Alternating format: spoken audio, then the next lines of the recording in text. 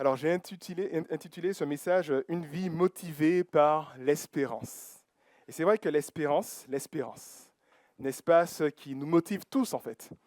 Pensez à l'athlète qui s'est entraîné avec tant de détermination, tant de discipline et de sacrifice parce que il espère remporter la médaille d'or aux Jeux Olympiques. On peut penser aussi à l'étudiant en classe préparatoire qui consacre 2 années de sa vie aux études parce qu'il espère aussi. Il espère pouvoir intégrer les meilleures écoles et avoir une meilleure vie. Donc il fait les sacrifices nécessaires. Ou encore à cet employé qui ne compte plus ses heures de travail parce que la promotion n'est qu'à portée de main. En bref, quel que soit le domaine, l'espérance nous donne la motivation pour faire les efforts nécessaires. On espère et on s'accroche et on essaye d'aller jusqu'au bout. Et bien entendu, cela s'applique à tous les domaines de la vie, même les domaines les plus simples de la vie.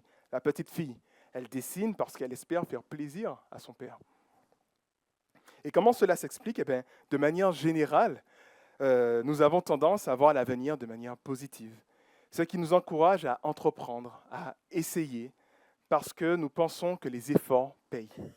Seulement si vous dites à cet athlète qu'il ne réussira jamais dans sa discipline, à cet étudiant qu'il n'aura jamais le niveau pour intégrer les grandes écoles, ou alors à cet employé qui n'aura jamais sa promotion, et même à cette petite fille que son père n'appréciera pas son dessin, alors vous verrez certainement leur motivation disparaître, ainsi que leurs efforts, parce que justement, ils réalisent que ça ne sert à rien de faire ces efforts-là. De même, si on vous dit que votre vie ne va jamais s'améliorer, que vous devriez faire mourir toute forme d'espoir, alors très certainement, vous allez aborder la vie avec moins d'entrain, moins d'énergie, parce qu'on ne s'attend plus à rien. Cela dit, le contraire est aussi vrai. Plus l'objet de notre espérance est réalisable, plus il est probable, plus nous serons prêts à mettre toute notre énergie, notre passion pour obtenir ce que nous espérons. Et puis enfin, notons aussi que plus ce que nous espérons est grand, plus l'effort qui nous sera demandé sera conséquent.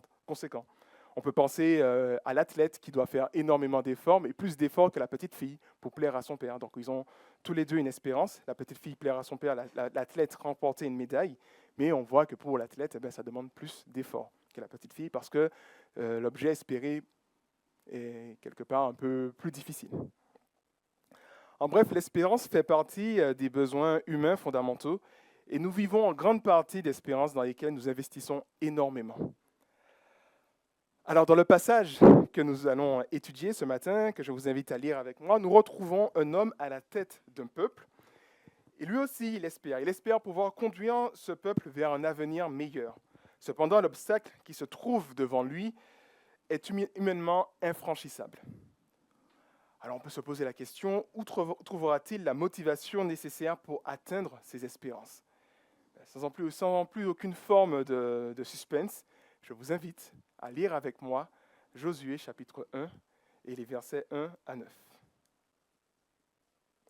Et je vais lire dans la version de la Bible du Semeur.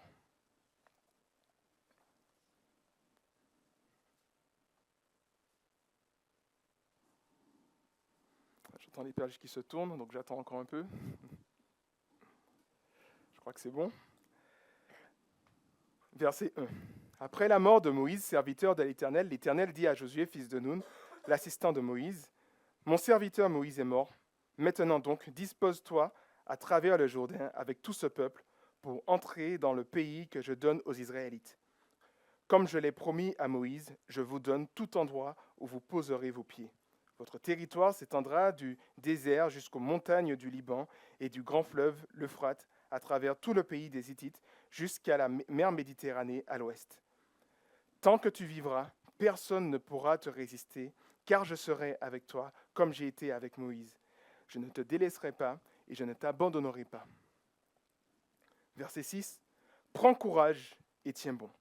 Prends courage et tiens bon, car c'est toi qui feras entrer ce peuple en possession du pays que j'ai promis par serment à leurs ancêtres de leur donner. Simplement, prends courage et tiens bon pour veiller à obéir à toute la loi que mon serviteur Moïse t'a prescrite, sans t'en écarter ni d'un côté ni de l'autre. Alors tu réussiras dans tout ce que tu entreprendras. Aie soin de répéter sans cesse les paroles de ce livre de la loi. Médite-les jour et nuit afin d'y obéir et d'appliquer tout ce qui est écrit. car alors tu auras du succès dans tes entreprises. Alors tu réussiras. Je t'ai donné cet ordre. Prends courage et tiens bon. Ne crains rien, ne te laisse pas effrayer, car moi, l'Éternel, ton Dieu, je serai avec toi pour tout ce que tu entreprendras. Voilà, ici s'arrête la lecture de la parole de Dieu. Dans ce passage qui est bien connu, nous retrouvons Josué et le peuple d'Israël aux portes de Canaan. Canaan, le pays que Dieu a promis de donner à la descendance d'Abraham. En effet, Dieu a décidé de juger les habitants de ce pays en raison de leur déchéance morale, afin de donner ce pays à Israël. Et c'est vrai que, il me semble, il y a 2 ans de cela, j'avais abordé ce thème-là sur la conquête de Canaan. Et dans les recherches archéologiques, ils ont pu trouver des pratiques, disons, abominables. Notamment une déesse qui était, alors je dis ça de tête comme ça, je n'ai pas revu mes notes, mais c'était la déesse, me semble, de la sexualité et de la violence, quelque chose comme ça. Et donc, du coup, il y avait des réunions où il y avait des sortes de sexualité mélangées avec du sang, mélangées avec des gens qu'on sacrifiait. Donc, quelque chose d'abominable, quelque chose peut-être qui peut se faire aujourd'hui, mais qui doit se faire en cachette dans des groupes secrets qui font cela en cachette. Mais là, c'était le peuple qui le faisait aux yeux de tous. C'était reconnu, c'était vu, c'était accepté. Et ça, c'était entre autres leur pratique. Donc, montrant par là que la déchéance de ce pays a atteint un paroxysme, de telle sorte que Dieu a décidé de juger ce peuple. Et sachant que dans la Bible, nous voyons que Dieu a laissé 400 ans d'attente à ce peuple pour qu'il puisse se repentir. Et on a des exemples de personnes qui se sont repenties, comme par exemple Rahab, qui faisait partie de ce peuple, mais qui s'est tourné vers l'Éternel. Donc tout cela pour dire que voilà, Dieu avait décidé de juger ce peuple et de donner ce pays à Israël. Cependant, cette promesse à Israël était conditionnelle. Israël doit respecter les ordonnances de Dieu et ne pas imiter les pratiques des Cananéens sous peine de subir le même jugement. Quoi qu'il en soit, l'obtention de ce pays, disons, on peut dire que c'est la quintessence de leur espérance, le summum de leur espérance. En effet, ce pays est présenté comme un pays fertile où il fait bon vivre. D'ailleurs, c'est ce que diront les envoyés, les éclaireurs. 40 ans plus tôt, Moïse va les envoyer. Et voici ce qu'ils diront à Moïse. « Nous sommes arrivés dans le pays où tu nous as envoyés. Oui, c'est vraiment un pays ruisselant de lait et de miel, et en voici les fruits. » On voit cela dans Nombre 13, où justement, ils ont besoin de 2 personnes pour porter une grappe de raisin. Ça vous laisse imaginer la taille de cette grappe, montrant par là que c'est un pays fertile, un pays où il fait bon vivre. L'espoir de s'établir dans ce pays, c'est ce qui a certainement motivé Israël à quitter l'Égypte, à devenir un peuple nomade, à connaître une forme de précarité, d'insécurité, puisque le peuple n'est plus protégé. Il se retrouve à la merci de n'importe quel peuple qui peut l'attaquer, sans terre, et d'entreprendre finalement un long et dangereux voyage vers Canaan, parce qu'ils avaient cet espoir de pouvoir avoir cette terre. Et il est vrai que si devenir aujourd'hui propriétaire d'une maison ou d'un appartement, c'est une espérance partagée par tous, on espère tous cela, on espère que ça fasse partie d'une étape de nos vies, disons alors que tout peuple désire pouvoir vivre dans un lieu qui lui est propre. C'est quelque chose de naturel. Un peuple a besoin de vivre dans un lieu propre à lui, et là, ce n'était pas le cas d'Israël qui se retrouvait sans terre, sans endroit, errant finalement dans le désert. Cependant, on constate qu'Israël part avec un grand désavantage. En effet, le lieu qu'il souhaite posséder est déjà habité par des peuples bien établis, bien équipés militairement, et contrairement à Israël, Israël est un peuple plutôt jeune, qui jouit tout juste de la liberté après des décennies de servitude, et qui, en tout cas pour cette génération, n'a que très peu d'expérience militaire. C'est une nouvelle génération qui arrive, qui connaît que très peu de choses, et elle se retrouve devant un peuple bien installé, bien établi. On peut penser à Jéricho, les forteresses de Jéricho. Et justement, dans le rapport des espions, après avoir fait l'éloge de cette terre, voici ce qu'ils vont dire à Moïse. Donc ils ont dit que c'est une terre où il fait bon vivre, mais seulement, disent-ils, verset 28 dans Nombre 13, « Le peuple qui l'habite est terriblement fort, les villes sont d'immenses forteresses, et nous avons même vu des descendants d'Anak. » Alors les descendants d'Anak, ce sont des anciens habitants de Canaan décrits comme des géants. Donc on peut imaginer que c'était des hommes relativement bien bâtis, bien forts, qui pouvaient être impressionnants, et on peut se sentir petit, en tout cas face à eux. Et ce sont de tels hommes qui habitent ces lieux. En fait, si on reprend l'analogie de la maison, qu'on espère tous être propriétaires, disons que le souhait d'Israël de s'établir en Canaan est comparable au souhait d'une personne sans domicile fixe de pouvoir un jour acquérir une grande villa avec piscine à Monaco.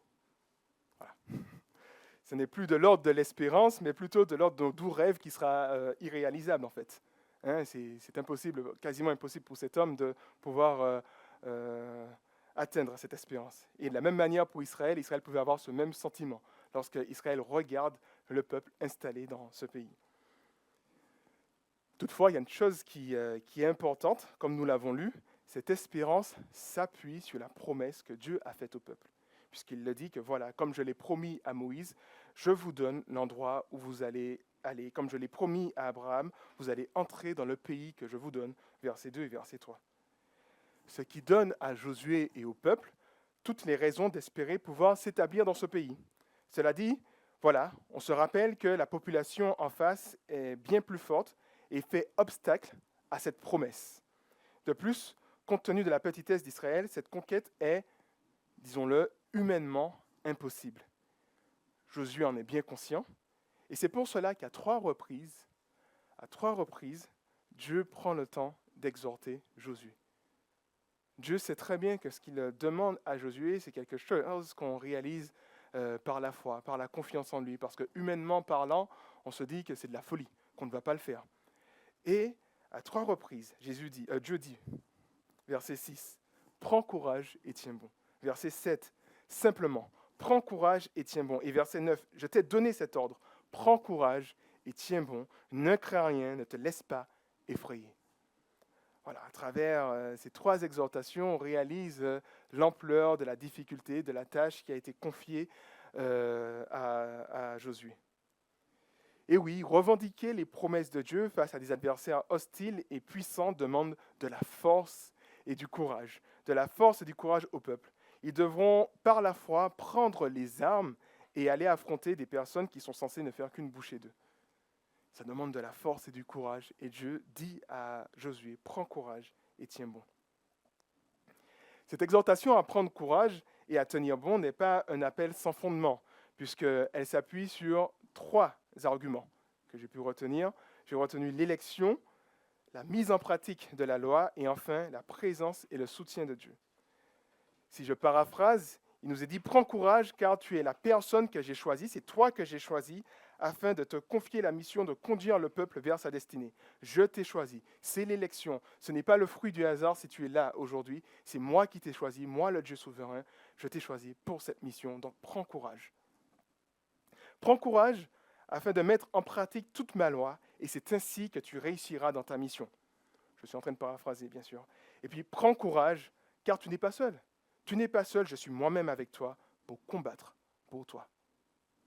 En fait, si on prend l'image de l'athlète qui se prépare pour les JO, c'est comme si son coach, son entraîneur, lui disait « Prends courage et entraîne-toi, car je suis intimement convaincu que tu remporteras la médaille d'or. » J'ai participé à pas mal de JO en tant qu'entraîneur, j'ai vu pas mal de choses, et toi, je t'ai vu, je vois que tu as les compétences, je vois que tu as les aptitudes pour, et tu peux pleinement emporter une médaille d'or. Donc, prends courage. Je sais qu'il y aura beaucoup de travail, je sais que tu vas devoir faire des sacrifices, mais prends courage, parce que je sens que tu es destiné à cela. Prends courage et mets en pratique, dit l'entraîneur, tout mon enseignement, et c'est ainsi que tu réussiras, dit-il à cet athlète. Et puis enfin, prends courage, car tu ne seras pas seul. Je serai avec toi à chaque étape dans le chemin de ta réussite. Je serai là avec toi pour t'encourager, pour te soutenir. Alors, avec un tel encouragement, on peut imaginer que ce sportif soit gonflé à bloc pour s'entraîner avec détermination en vue des Jeux Olympiques. De la même manière, Dieu encourage Josué en vue du défi qu'il attend. Lui et le peuple dans tous les cas. Cela dit, cette espérance ne s'appuie pas sur une conviction, une intuition d'un homme faillible comme cet entraîneur, mais sur une promesse sûre et certaine de Yahvé. Ce qui donne au peuple la motivation nécessaire pour se mettre en marche. Et voilà, comme nous l'avons lu, cette espérance s'appuie premièrement sur l'élection. Dieu a choisi Josué. Dieu a choisi aussi ce peuple pour lui donner ce pays. C'est ce peuple qui va recevoir ce pays et il a choisi Josué pour conduire ce peuple vers la promesse. Leur futur n'est pas livré au hasard, à des contingents imprévisibles, mais conduit par un Dieu qui a parlé. Prends courage, car je t'annonce que tu vas réussir. Tu n'as qu'à prendre courage et me suivre et m'obéir. Si de manière générale, l'homme a tendance à voir l'avenir de manière positive, comme je le disais, sans être totalement sûr que les bonnes choses lui arriveront, mais de manière générale, on essaie de voir les choses de manière positive sans totalement être sûr, nous voyons dans notre texte qu'Israël a toutes les raisons d'être positif, non pas par une confiance basée sur ses propres capacités ou une forme d'optimisme sans fondement solide, mais basée sur un Dieu qui est fidèle dans ses promesses. Israël peut voir l'avenir d'une manière positive parce que Israël s'appuie sur les promesses de Dieu. Alors, mon oncle que Ghislain connaît, tonton Gérard, parce que Ghislain a grandi aux Trois-Îlets, là où mon oncle, c'est pas Trois-Îlets, Anse-Darley, là où mon oncle aussi a vécu. Il avait l'habitude de me dire, mon oncle, confiance en Dieu, confiance en soi. Je trouve que ça résume bien le rapport qu'on doit avoir vis-à-vis de Dieu. Ben voilà, confiance en Dieu, confiance en soi. En plaçant sa confiance en Dieu, le peuple a pu prendre courage et avec confiance se mettre en action pour obtenir les promesses. Le peuple place sa confiance en Dieu, ce qui lui donne cette confiance pour aller justement prendre possession de ce pays. De manière générale, cette invitation à prendre courage nous est aussi adressée. En effet, tout comme Israël, tous les croyants, ont été choisis bien avant la fondation du monde pour un avenir meilleur. On peut penser à Éphésiens chapitre 1, verset 3, où Paul nous dit que bien avant la fondation du monde, avant qu'on existe, avant que quoi que ce soit ne soit créé de toute éternité, Dieu nous avait choisis pour qu'on soit saints et irréprochables devant lui. Tout comme Josué, tout comme le peuple, nous avons été choisis par Dieu. Mais dans un monde hostile à Dieu, où le mal semble dominer, cela demande du courage pour garder notre foi dans les promesses de Dieu, garder notre foi dans ce que Dieu va accomplir pour nous. Il est important de nous rappeler que Dieu a des projets de paix et non de malheur pour nous, dans ce monde difficile, dans ce monde où on peut se retrouver en difficulté financière, dans toutes sortes de difficultés, la maladie et toutes ces choses. Il est important de nous rappeler que Dieu nous a choisis. Il nous dit, prends courage et tiens bon, parce que je t'ai choisi de toute éternité. Il est bon de nous rappeler que Dieu fait concourir toutes choses au bien de ceux qu'il aime. Et ça, c'est une promesse extraordinaire. Bon, c'est pas facile de la dire lorsqu'on passe par des temps difficiles, mais c'est une réalité. Dieu fait concourir toutes choses au bien de ceux qu'il aime. Et il est important de nous rappeler que ces promesses pour nous, de ces promesses, lorsque nous sommes amenés à affronter des obstacles, à l'exemple du peuple, à l'exemple de Josué. Josué se retrouve dans une situation où c'est une montagne infranchissable.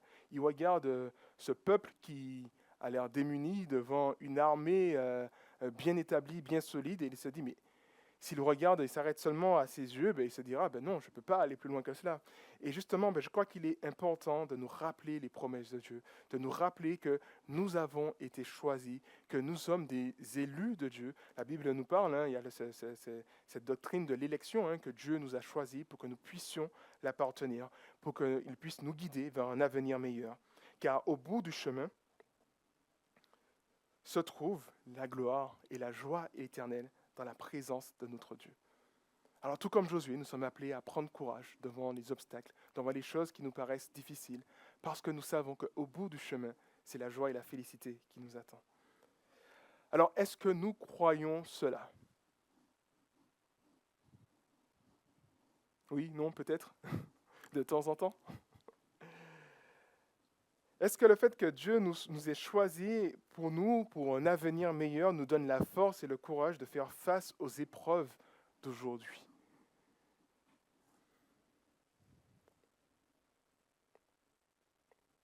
Prends courage, seulement prends courage, nous dit la Bible, ce que Dieu dit à Josué, et Dieu l'invite à prendre courage et à s'appliquer, à obéir à la loi.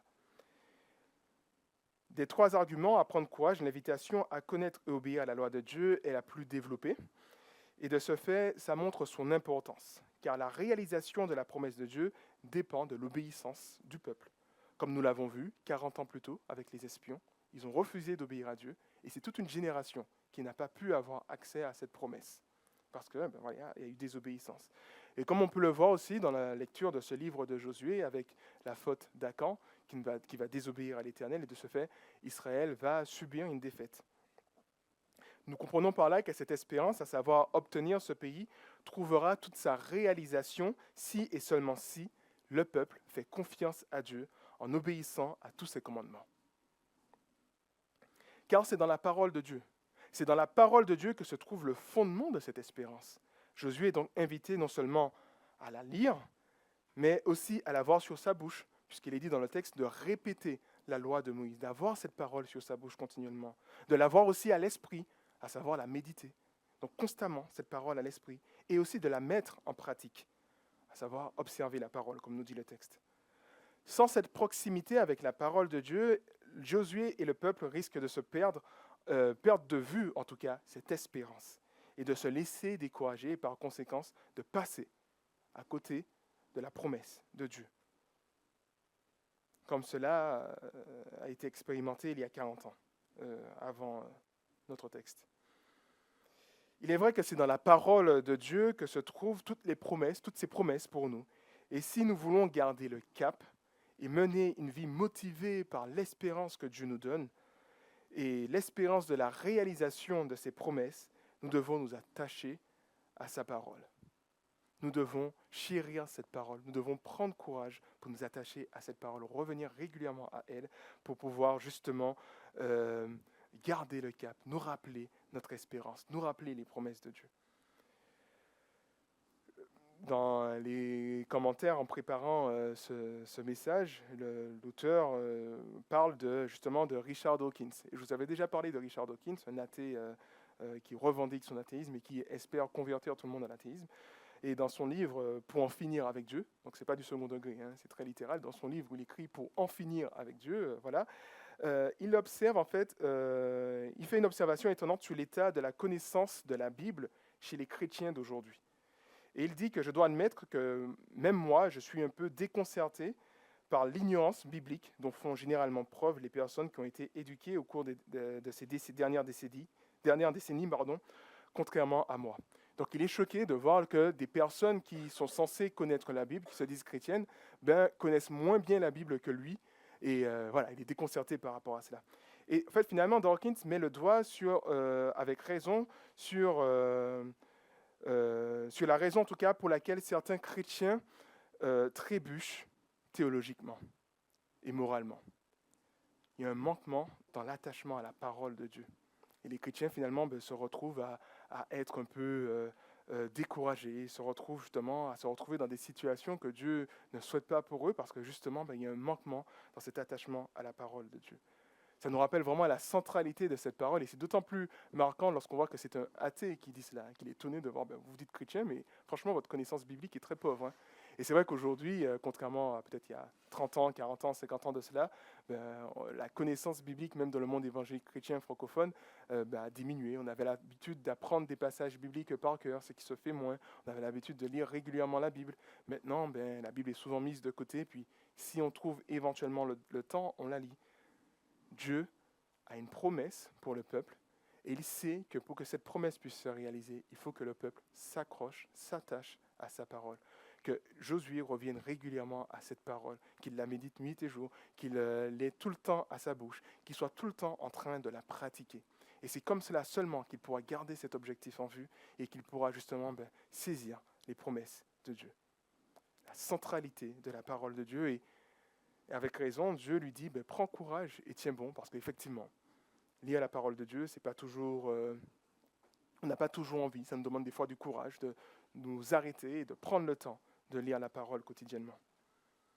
Voilà, Josué, quant à lui, avait besoin de puiser ses forces dans cette parole et pour faire les efforts nécessaires en restant motivé par cette espérance d'acquérir ce pays. De cet attachement à Dieu dépend la réussite de Josué. À 2 reprises, de 2 manières différentes, Dieu lui dit que si tu restes attaché à ma parole, je paraphrase bien sûr, tu vas réussir dans tout ce que tu vas entreprendre. Alors bien entendu, il nous faut comprendre par là, ne pas voir la réussite comme la réussite à la vision du monde, sécurité financière, gloire ou je ne sais pas, prospérité, mais plutôt une réussite dans la mission qui lui a été confiée. Autrement dit, réussir dans le plan que Dieu a pour lui. Dieu lui a confié un plan. Josué, tu as été choisi pour conduire le peuple. Je t'ai préparé pour quelque chose, je t'ai choisi pour cette mission. Si tu veux réussir, Reste attaché à la parole de Dieu. À ce moment-là, tu vas réussir dans tout ce que tu entreprendras dans le plan que je t'ai confié. Comme nous le voyons dans la suite du livre de Josué, Josué va mener à bien sa mission en guidant le peuple vers la victoire. De la même manière, nous avons été choisis de toute éternité par Dieu. Et la réussite du chrétien n'est pas la prospérité, n'est pas la gloire, n'est pas toutes ces choses. Alors peut-être qu'il peut devenir riche, il n'y a pas de souci par rapport à cela. Mais fondamentalement, la réussite, c'est dans le plan de Dieu. Dieu a un plan pour nous. La Bible nous dit par exemple que Dieu a préparé d'avance de bonnes œuvres pour nous, afin que nous puissions les accomplir. Et c'est dans cet attachement à Dieu que nous allons pouvoir réussir dans la mission qu'il nous a confiée. Nous sommes tous des lumières, nous sommes tous des témoins. Et ce qui est intéressant, c'est qu'on a la même mission, mais dans des situations, dans des contextes qui sont différents. On a notre histoire, on a notre vécu, on a notre contexte, on a notre famille, on a notre entourage, on a notre situation qui est propre à nous. Et dans notre situation qui est propre à nous, Dieu nous invite à réussir. Et cette réussite se fait dans cet attachement à la parole de Dieu. Ces bonnes œuvres qu'il a préparées pour nous dans ce contexte qui est le nôtre. Dieu nous invite à saisir justement ces bonnes œuvres en nous attachant à la parole. Et de la même manière qu'il dit à Josué que tu vas réussir dans tout ce que tu entreprendras, il nous dit de la même manière que nous allons réussir dans tout ce que nous entreprendrons si nous nous attachons à la parole de Dieu. Nous allons réussir dans la mission qu'il nous a confiée. Nous allons réussir dans les bonnes œuvres qu'il a préparées d'avance pour nous. Prends courage et tiens bon. Et enfin, le dernier point, c'est cette espérance s'appuie sur la présence de Dieu. Cet encouragement final qui avait déjà été énoncé au verset 5, puisqu'il dit que je serai avec toi et que tout lieu que foulera à ton pied, je te le donne parce que je serai avec toi, est répété au verset 9 et nous rappelle que la réussite de Josué ne dépend pas seulement de sa capacité à obéir à la parole de Dieu, mais dépend surtout de la présence de Dieu avec lui. Et mes amis, tout au long du livre de Josué, nous voyons que c'est l'Éternel qui combat pour Israël. Voilà, cela est mentionné tout au long du livre, que c'est l'Éternel qui met en déroute les ennemis d'Israël, que c'est lui qui livre les Cananéens aux Israélites. La seule fois où l'Éternel n'a pas été avec le peuple, Israël a essuyé une sévère défaite, parce que justement à cause du péché d'Acan. L'Éternel est avec le peuple, l'Éternel est avec Josué. La présence de Dieu change tout. Elle est la plus grande arme pour Israël. Les Cananéens ont Jéricho, cette forteresse, ils ont des armes, ils ont des chars, Israël n'a pas de chars, ils ont une technologie militaire beaucoup plus avancée. La plus grande arme d'Israël, c'est la présence de l'Éternel. Dieu, le guerrier qui transforme les situations impossibles en victoire. Sa présence chasse la crainte, elle chasse les préoccupations. Sa présence est la plus belle des bénédictions pour le croyant. De la même manière, Dieu nous invite à nous rappeler qu'il est avec nous. Alors, j'aurais pu vous citer énormément de passages, mais il y a énormément de passages qui nous le disent, ne serait-ce que Jésus-Christ, dans le dernier chapitre de Matthieu, il dit, voilà, je serai avec vous tous les jours, et ce, jusqu'à mon retour. Donc, Dieu est avec nous. Nous avons l'assurance de sa présence. Nous avons son Saint-Esprit qui est avec nous. Et Dieu nous invite à nous rappeler qu'il est toujours avec nous et qu'il prend soin de nous, qu'il ne nous abandonnera jamais. Et n'est-ce pas le plus beau des encouragements, justement ? Est-ce qu'on peut prendre le temps de s'arrêter à cela et se réaliser que Dieu est avec nous et que c'est le plus beau des encouragements. Dieu est avec nous. Il y a ce chant d'Hillsong qui dit « Il était là avec moi dans le feu ».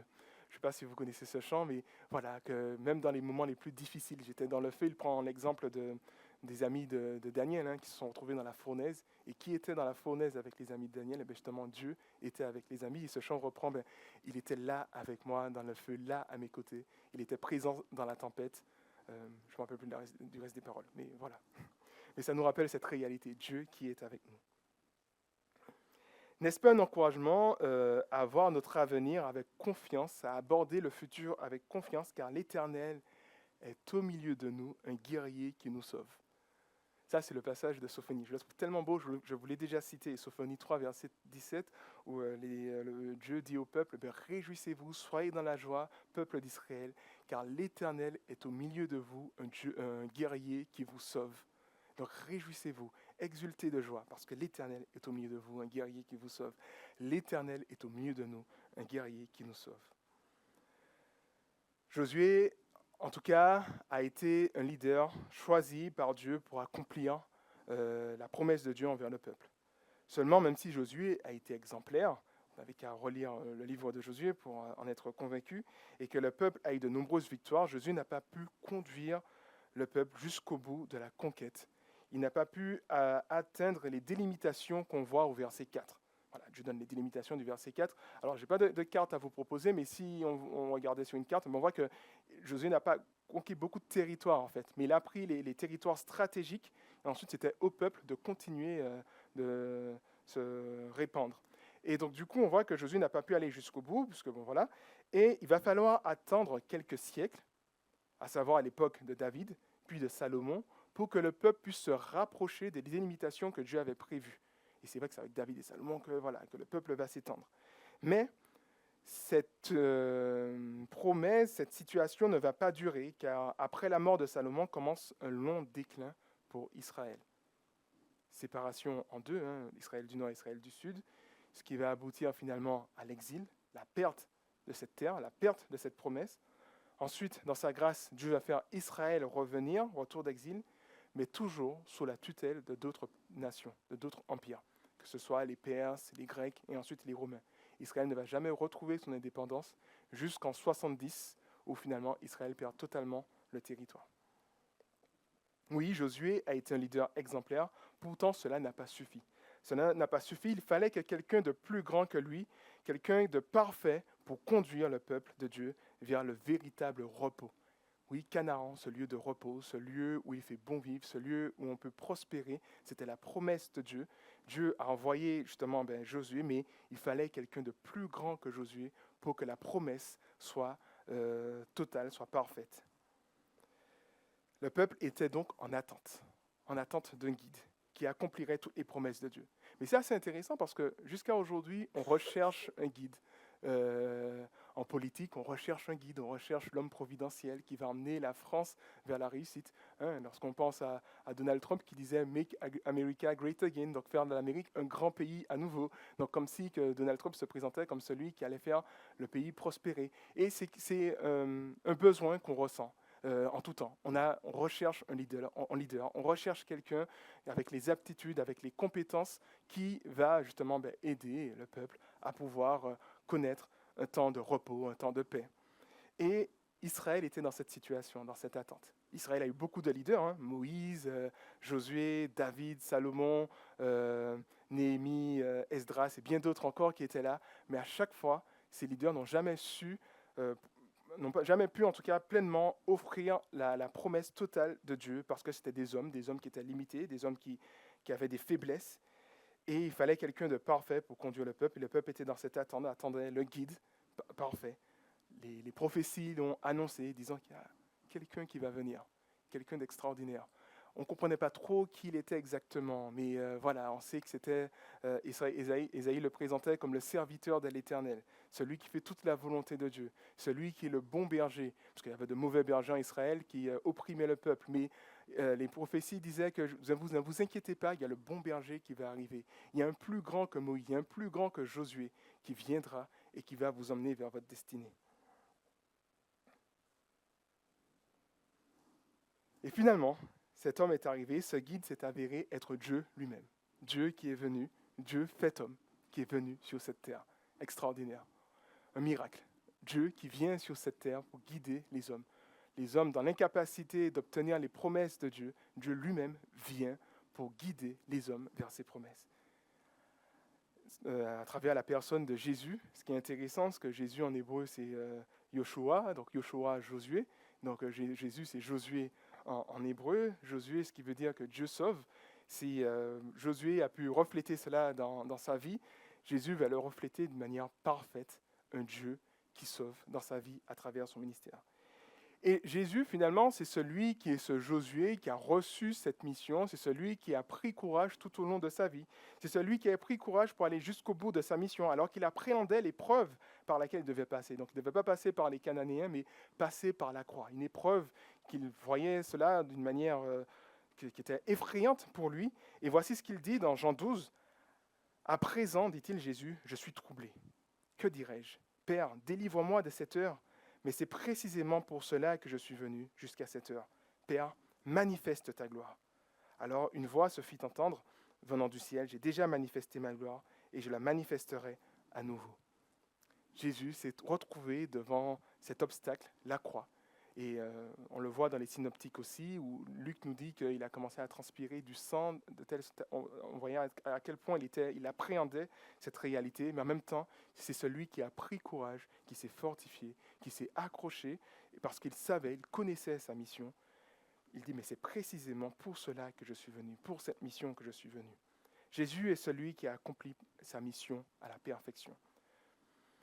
Si on compare à Josué, on voit bien que Josué, il y a peut-être une petite erreur de sa part, par exemple avec les Gabaonites, où justement il n'a pas consulté l'Éternel et finalement il va devoir procéder avec les Gabaonites, parce que justement il y a eu un manquement de sa part. Jésus a été parfait dans tout ce qu'il a fait, il a été jusqu'au bout, parfaitement de sa mission. Il est aussi celui qui est toujours resté fidèle à la parole de Dieu, en même temps il est lui-même la parole de Dieu incarnée. Et c'est vrai qu'il dira toujours dans Jean que sa nourriture, c'est de faire la volonté de son Père, c'est ce qu'il dira à ses disciples, et montrant par là son désir indéfectible de se soumettre à Dieu. Jésus, c'est celui qui s'est pleinement soumis à Dieu. Dieu dit à Josué, prends courage et soumets-toi à moi, quelque part, quand il lui dit à travers d'obéir à la parole. Soumets-toi à moi. Et là, Jésus, c'est celui qui l'a fait de manière excellente, d'une manière parfaite, sans jamais, aucunement, jamais pécher. Si Josué a pu expérimenter la présence de Dieu, et le peuple était conscient de cela, Jésus l'a expérimenté d'un tout autre niveau, car il dit lui-même qu'il ne fait rien, qu'il ne fait qu'un avec le Père.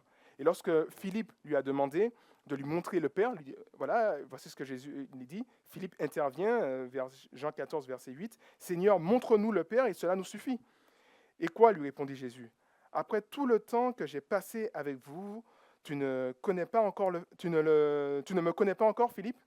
Celui qui m'a vu a vu le Père. Comment peux-tu dire, montre-nous le Père? Ne crois-tu pas que je suis dans le Père et que le Père est en moi? Ce que je vous dis, je ne le dis pas de moi-même. Le Père demeure en moi et c'est lui qui accomplit toutes ses promesses, qui accomplit ainsi ses propres œuvres. Croyez-moi, verset 11, je suis dans le Père et le Père est en moi. Sinon, croyez au moins à cause des œuvres que vous m'avez vu accomplir. Jésus est le guide par excellence. Il est celui dont le peuple avait besoin pour connaître, expérimenter les promesses de Dieu. Dieu avait choisi des hommes en amont, mais l'homme par excellence qu'il avait choisi, c'était Jésus pour mener le peuple vers la réussite. Jésus, ayant accompli sa mission à la perfection, il est en mesure d'offrir à tous ceux qui se soumettent à lui la possibilité de pouvoir pleinement vivre un jour les promesses de Dieu. Et ça, je crois encore une fois que c'est un sujet de joie extraordinaire. Nous avons chanté quel beau nom, et c'est avec raison que nous avons chanté ce chant. Quel beau nom, le nom de Jésus. Jésus, cet homme, cette personne qu'on attendait, la personne inespérée qui est venue rétablir toutes choses, qui est venue accomplir toutes choses pour que nous puissions bénéficier des promesses de Dieu. Au nom de Jésus, nous pouvons voir l'avenir d'une manière beaucoup plus belle. Nous pouvons voir la vie d'une manière toute différente, beaucoup plus joyeuse, parce que nous savons que Jésus a tout accompli et que pour sûr, la promesse va se réaliser. Dans l'Épître aux Hébreux, l'auteur fait la comparaison entre le repos, la terre de Canaan et le Canaan céleste qui nous attend, et en montrant par là que si Israël a une récompense partielle, avec Jésus, nous avons la récompense totale, la récompense parfaite de Dieu. Et ça, c'est merveilleux. Alors voilà comment je voulais vous encourager ce matin, une vie motivée par l'espérance de savoir qu'il y a un Dieu qui a tout accompli, qui est venu, et que maintenant nous pouvons nous attendre à lui et compter sur lui.